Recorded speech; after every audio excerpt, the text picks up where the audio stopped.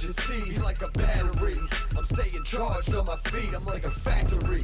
Dropping lines like an assembly, I'm staying on point. How you doing, guys? Welcome to Zuka Tube, and today we're going to be reviewing Solo Leveling Season 1. This just came out on Amazon and Crunchyroll. The first episode came out, January 7th of 2024, and it's been like on a week-to-week basis, right? I'm going to read you the summary. I'm going to talk a little about it, give you my pros and cons, and then I'll give you my review, and I'll do some spoilers at the end. Now, let's get right into this, right? Before we get into it, like, comment, share, subscribe, rumble, all that jazz. Now, let's read the summary here. It says, Sung Jin-woo, known as the weakest hunter, struggles to survive after a near-death experience. However, he comes back with a mysterious program that significantly levels up his abilities. Bam. That's the summary, right? Now, this is based off of a, pretty well-known and popular, or currently popular manga or manhwa or something. I've heard a lot of the pronunciation. Sorry if I'm really off on that. You know, I probably sound retarded here. I'm retarded?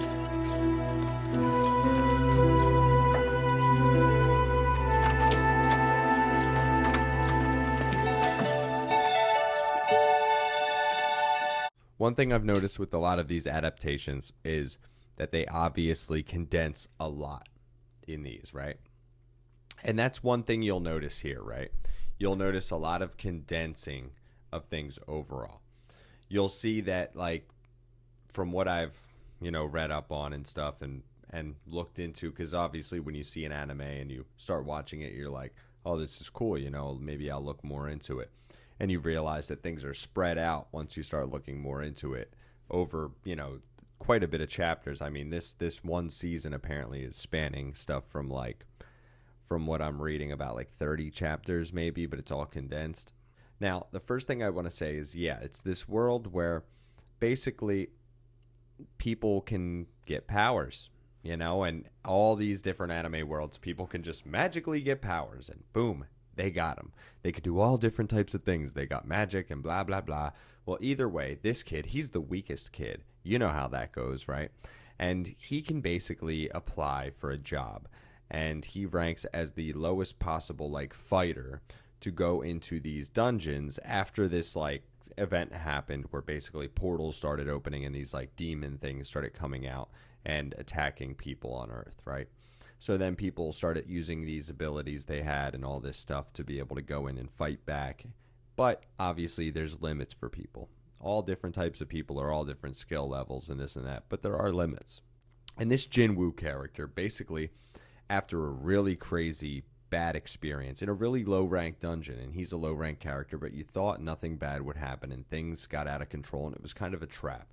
And he uses his wits to be able to kind of get a lot of people out of there and survive, and he basically should be dead but survives and realizes that he's got this new power, and there's this computer inside of him, kind of like a little HUD that comes up, boop, boop, boop, boop, boop, boop, boop, boop, all these little things, and he can kind of control where things go and find out what to do and what's going on around him to give him a little bit of insight and a little bit of ability to manage where things go and how to level himself up and kind of program himself, in a sense, to be able to do all kinds of stuff, right? Now, with this power, it gives him the ability to level up, right? Now, he can level up essentially unlimited, right? As long as he keeps continuing. So he decides to kind of lay low and work his way through these dungeons and start to build his power. And he kind of is doing it not only to strengthen himself, but because he's, it's him and his sister. He's supporting his younger sister. And then the mother, the dad, I guess, is nowhere to be seen in the picture. Maybe he passed away or something. But the mother is sick. She's kind of in a coma. And he's trying to figure out a way to get her medical assistance. Now, it's pretty cool. Like every typical anime, there's a lot lately that have crazy fight scenes and all that stuff. Well, this one definitely delivers there. And this Jin-woo character, he's pretty likable, but he has a really super fast transition into this kind of OP character that begins to level up and do all these things, right? Now, we see him start to experiment and go into dungeons on his own, and then find like, you know, a random person to go into dungeons with and go on these missions with. But he finds all kinds of different things out about, you know, the community, what's happening in the industry, I guess, because it is a business, and overall, like, what are these deep, dark dungeons and all this stuff with these demons and all this stuff, right? So there's a lot to learn in it, but they condense a lot into this one season. And the one, you know, issue I have is obviously the amount of condensing they do. Sometimes I feel like there's too much of a jump and the character starts to feel too powerful too soon. And with that being said, there's also a couple issues with certain relationships. Like, you do want to see where certain relationships go, but at the same time, there's not a lot on the line for these characters, and you don't get enough interaction or enough, like, kind of bonding time or something with some of these characters to make you feel like you even really care. You're just kind of focused on the main character. Maybe that's where they want things to go, maybe not. I haven't really read enough of the actual, like, you know, books and stuff to be able to know, like, oh, this is kind of the direction they went with this.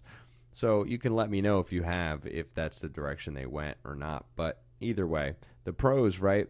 Obviously, the animation's great, the fighting's great, you know, seeing how these abilities manifest and seeing him work with this, like, computer inside of him to level up and to kind of experience and try to get a kind of gauge where he's going with things and where his level is at compared to people around him, and trying to think of, like, what could be next or how powerful could these demons get and where things can go from here is fun. I enjoy it a lot. It's like a lot of fun watching him go in and slice up some demons and get some little goblins and kill them, and then fight some big ass demon and all that stuff. And then you see some of the dark sides of the people around you as well, and the way they scam people, rob people, you know, set people up for traps. You know, some of these people even just kind of have a thirst for blood, it seems, right?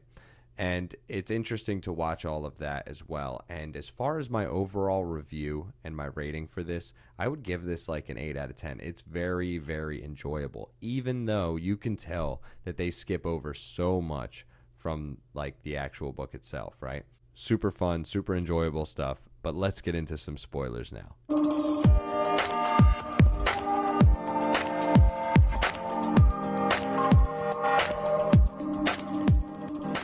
Okay, so near the end of the first season, you see him really, like, go into this thing all on his own, and he ends up, like, this dungeon, and he ends up, like, defeating this crazy, like, armored knight ghost that's, like, protecting a, like, an empty throne, and he's got this army, and all this crazy stuff happens, and he's building himself up in a certain way because he wants to fine-tune himself to be a certain type of character, I believe, like an assassin, right?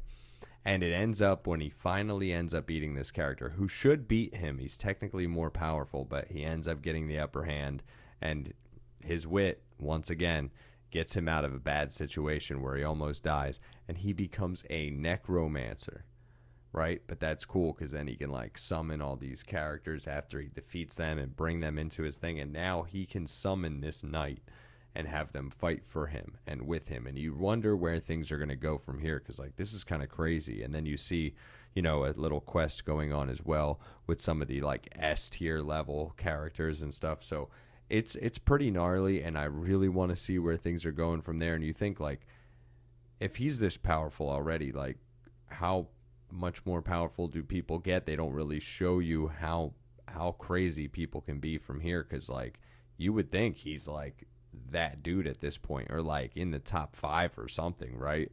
I mean, Jinwoo's, like, out of control, right? He can control crazy strong, like, dead people now and all this stuff, and he's got so many different abilities, and learning to, like, use them and find, like, armor and be able to put it on himself, but, like, you don't see it. It's just, like, applied like a video game kind of deal.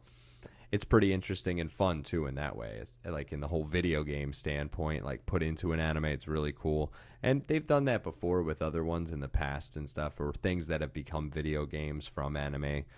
Like, and I want to see where it goes from here. Again, this is an 8 out of 10. Solo leveling, definitely check this one out. Zuka 2. Real like the radio and never play it, but that's cool. The enemy's supposed to hate it.